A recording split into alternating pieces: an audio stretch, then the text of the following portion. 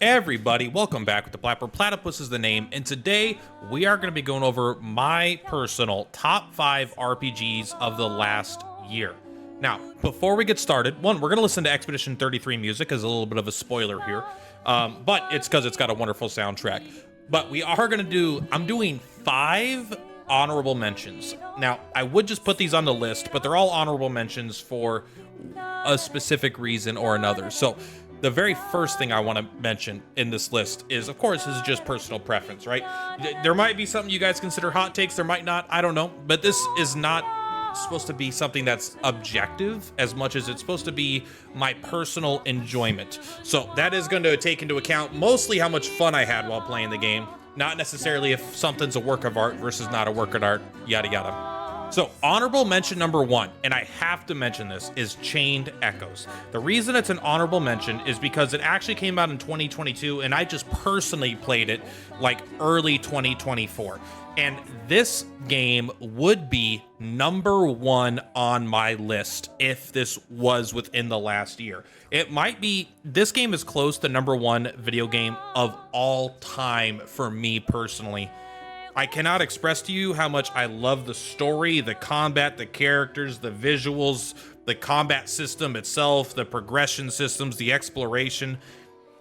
I loved this game. It's one of my all-time favorite video games of all time, but that includes RPG. So this would be number 1 on this list if it was a little bit newer, but it's a little bit older now, so it's going to be an honorable mention. In a similar vein, Fear and Hunger 2 Termina. This is a game that, again, is also older, but I played it for the first time maybe 4 or 5 months ago. This would absolutely make it into the top 5 list as well. This is not a game for everybody. There are themes of suicide, themes of sexual violence, and like depression, and all kinds of dark themes. And it's a game that is brutally hard if you don't know how to play it. But it is an RPG with, I don't want to spoil anything. It's incredibly fun, and I highly recommend you guys play it. So those are the 2 honorable mentions because they're older. Now, the other 3 honorable mentions are also going to fall in a similar vein.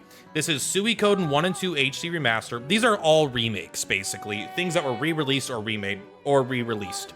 So Suikoden 1 and 2 HD Remaster, absolutely incredible game. If you haven't played Suikoden 1 and 2, I highly recommend you pick this up. I think it is a super worthwhile game to play. Persona 3 Reloaded, similar vein. This is the only thing I'm talking about today that I have not personally played. I have beaten Persona 3. I think I've beaten Persona 3, well, 1.5 times. All the way through once, and then like half of a time when I was really young.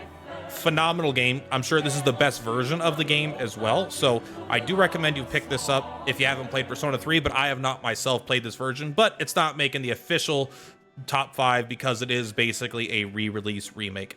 And then finally, Dragon Quest Monsters: The Dark Prince. This is a game that I played a ton on Switch, and this is actually the perfect time to pick it up because there was pay-to-win DLCs in this game that were terrible, that should not have been paid DLCs at all. However, this version of the game will come with them, so you'll have the absolute best experience without having to spend through the nose for extra DLCs. So this game was super fun, kind of like a better version of Pokemon to me, but to each their own. I absolutely love this game. Now, this is going to be the official top 5 list from this moment forward. We're not going to go into full reviews for all these games, right? I'm just going to give a quick summary of what I liked, what I didn't like, and kind of, it's going to be brief. But this is in order of my personal enjoyment. So this is 5, 4, 3, 2, 1, 1 being the game that I personally enjoyed the most. So, number 5, and this might be a hot take, is Clair Obscura Expedition 33. This game, I think, is honestly phenomenal, and I think it is a game that a lot of people should play, and this is probably the highest rated and most successful game on this whole list. So if you are not an exact type of gamer that I am, there is a good chance that this will be the game that you will enjoy most on the list. I prefer a more strategic, less action-y based combat. I mean, it is turn-based, but with the dodge parry mechanics, I don't love that. I don't personally like the story, but the acting, the writing, the voice acting, the overall presentation of the game, the visuals, the music, the character building is all top of the line. And I personally gave this game an 8 out of 10, and closer to an 8.5 out of 10. So I think this game is phenomenal. And just because it's number 5 on my personal list of enjoyment does not mean that I think you guys should. I'm putting it on the list because it's worth it. I'm not bringing up Yuden Chronicles because I honestly don't recommend it. I think that game wasn't that good. I'm not even bringing up Sea of Stars because I personally didn't think Sea of Stars was that good. It was fine, but this is actually like an exquisite game that I think you guys should play, even though I personally have some issues with it. I don't think anyone could spend money on this game, play it, and then regret it. It is absolutely phenomenal. Coming in at number 4 is Final Fantasy Rebirth. Now, this is a game that I think you're gonna know already. You've either played it, or if you haven't played it, you may not be planning to. I think I'm including this one because it finally got a Steam release. So maybe this is count as a re-release. I actually don't remember when the original came out of the Rebirth. But for me, my personal enjoyment of this is so high because it wasn't my favorite. I don't love the combat system in this game, I'll be honest. I actually prefer Expedition 33's combat system overall. To me, the combat system in this game is a little bit of a bad action game combined with a bad turn-based game put into one system, so it's kind of fun. It is fun, but I prefer a full turn-based or a full action, you know, like an Elden Ring or a Final Fantasy X. Like, this is kind of a combination of the two, which I think a lot of people love. It's just not my personal favorite, although I did still find it enjoyable because obviously I played it a lot. But this game feels like a game that shouldn't exist in the best possible way. When you're playing this game and this is nostalgia bait for me, basically. I played Final Fantasy VII as such a young guy, so watching Riku, Yuffie, Kate Sith, Cloud, Barrett walking around these environments that are fully fleshed out in this way, it's just so unbelievable. I'm playing the game and I'm just like, this shouldn't exist. Why does everything look so good? How is there so much effort put into this game? This is so just like an incredible experience, and I kind of feel like I'm in a dream while playing this game. Even though I'm not, again, in love with the combat system itself, I like it still, but it's just a absolutely phenomenal experience, especially if you played the original Final Fantasies. The original Final Fantasy is always there if you want to go back and play that, but this is something that it feels like, this is what I thought the game looked like when I was 7, and they made me feel that again, but in my 30s, so I love that.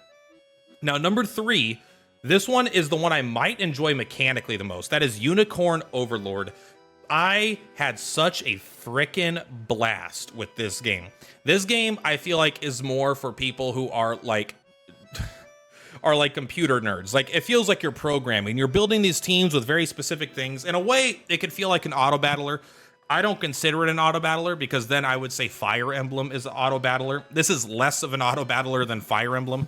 Yes, your characters automatically do their attacks in combat, but you're still moving. They do it in Fire Emblem too. You move in, you have them attack. This one, you move them in and you have them attack, and they do their attack. The only difference is you get a ton of control over the way they attack. So you're basically making squads of Fire Emblem style characters, and you get to set their gambits like Final Fantasy 12, so they get to go through and, like, as a computer, like, if condition met, do this. If not met, then you continue to the next line. And you basically make these combos and teams, or just generally good stuff.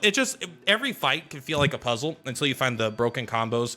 The story is very mid. It's super generic in my opinion, not very exciting, but just the combat, the exploration of the world, the building characters and building teams is so damn fun. I loved this game. It was one of the most fun experiences I had. And I did not expect to like this game as much as I did because the name Unicorn Overlord I think sucks, but gosh darn was this game fucking fun to play, and I could not recommend it more. Maybe when the Switch 2 comes out, you pick this up for it. Now, number 2 on this list actually has my favorite story out of all of the games. This is a game that I think has a very good story, but it's also told absolutely. This is like an absolute masterclass of storytelling where this game is almost like a movie. I think I beat this game 3 times when it came out. It doesn't have my favorite combat system out of all of them, but that is okay because the combat is fun. It's wacky. I mean, if you've played Yakuza, Like a Dragon, Infinite Wealth, you're going to know what I'm talking about, but this game is the perfect balance of absolutely serious. This game can make you cry. It'll make you laugh. It'll make you angry. It'll make you feel remorse. It'll make you feel every emotion under the sun, and like a very high level of those too. It's not just silly, it's genuinely very funny and very wacky. And it's not just really funny and really wacky, and it's not just sad. It'll actually, like, this game can bring tears to your eyes. This game has so much incredible storytelling, and it just the ton of mini games that are fun to play. Watching freaking Ichiban just go through the world is so unbelievably entertaining. The combat system, although a little bit simple, is fun and it is engaging. The game overall is too easy, but it felt so good. I had so much fun. I played this game for I have 138 hours in this game, and it was enjoyable the whole time. I guess I didn't get all the achievements, but whatever. I don't think you need to get all the achievements to truly have a wonderful experience. But yeah, this easily makes it to the number 2 on my list, and it was actually hard to choose between this and number 1. However, number 1 I think is really the full package in every way you could imagine, and this is maybe missing just a little bit on the strategic combat side. Number 1 for me in my game of the year of 2024 is Metaphor ReFantazio. This game is every single thing I want in a JRPG or just an RPG in general. It has got a absolutely stellar story. I can't tell you the twists, the turns, just how it felt so good. I was so eager to see what was coming up next. What was the next thing that was going to happen? The combat is top of the line, absolutely masterclass for a turn-based strategy game. The customization of your team and their skills, the bosses actually were hard until you figured out how to completely break the game, which is kind of really fun.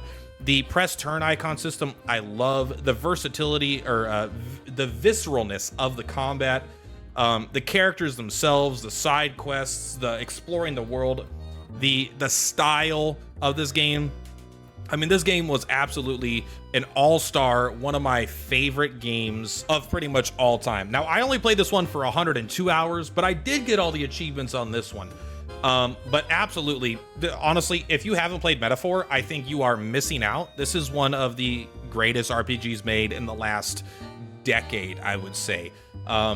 They came out, they're the Persona people, and they just made a game that absolutely surpassed my expectations, which were already high. I am in love with this game. Although I would still probably put Chained Echoes 1. I think Chained Echoes is actually one of my favorite games of all time, so I don't want you guys to forget that. But Metaphor, it would be tough, honestly. Metaphor is just such an incredible game. I don't think you could... People kind of shit on the music in this one because I think they were used to Persona. I thought the music in this game was really good. It was just different than Persona. Persona is very vocal and out front and in your face with it. This is much more in the background and a lot of it, where it's also more just thematic. I feel like it's serving a different role within the feeling of the game. But all the music that was there, I think, was really good. It just wasn't, it was just different. But look at these enemy designs. Look at the fucking style of this game. Absolutely phenomenal. Heizme is always going to be, honestly, all these characters are some of my favorite characters in video games. They just, also Stroll, I swear to God, Stroll is the main character of this game. We, as the main character, the protagonist, are sitting to the side, and Stroll just comes out and says how shit's gonna be. He just, he pushes his way in front of us and really takes charge. Stroll, it's so fun to watch Stroll just, take charge of situations when you're supposed to be the main character, but he does not take shit. He is a man of his values, and he will not back down from him. I love this game. And also, I like that they gave him, normal hair. He just looks like a normal dude, but he is anything but. Anyway, that is my personal top 5 list with 5 honorable mentions. So you can call it a top 10 if you want, but for reason, I already gave the reason. So let me know where you agree, where you disagree. What have I not put on this list that you think should be on there? I'm only including games that I've played besides Persona 3, because I have played the original. I haven't played Fantasy Relink or whatever, Grand Blue Fantasy Relink. I haven't played any of the Tales series, really. So there are games that could potentially have made this list that I just haven't played. I play a lot of games, but I am human at the end of the day, and there's a lot of games that come out. So let me know what I missed. What do you agree with? What do you disagree with? Let me know in the comments down below. Anyway, that's all for today. Much love. Purplatypus is Purplatypus. I'll see y'all on the flip-flops. Bye! On the rise, watch the views go up. Content